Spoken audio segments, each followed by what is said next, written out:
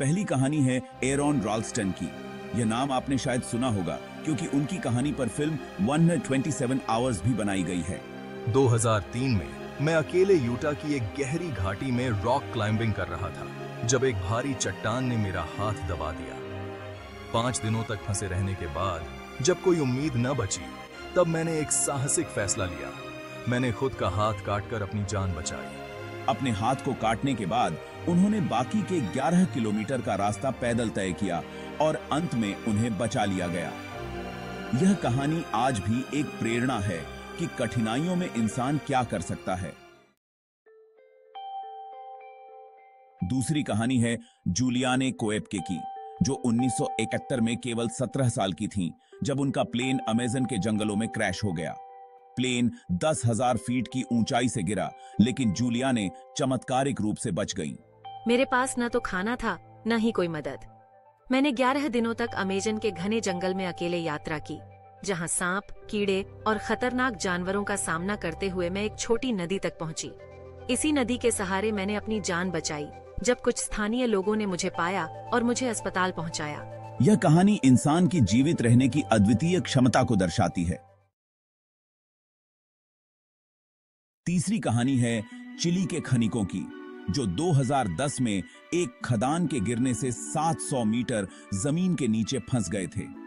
33 खनिक 69 दिनों तक बिना किसी बाहरी मदद के एक छोटी सी जगह में फंसे रहे।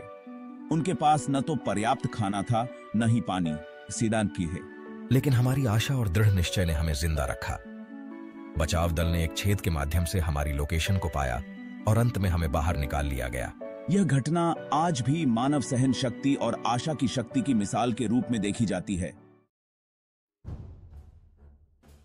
अब बात करते हैं बेक वेदर्स की, जो 1996 में माउंट एवरेस्ट पर एक खतरनाक तूफान का शिकार हो गए थे।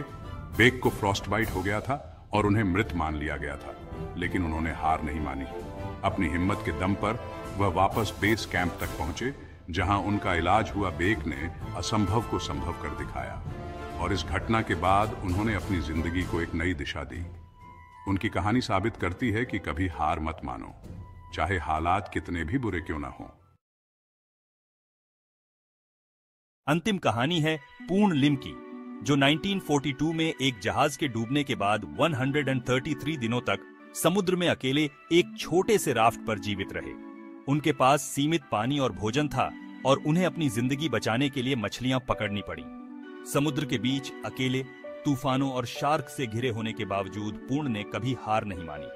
अंततः उन्हें एक मछली पकड़ने वाली नाव ने बचाया। उनकी कहानी समुद्र में इंसान की असीम सहनशीलता और संघर्ष की अद्भुत मिसाल है।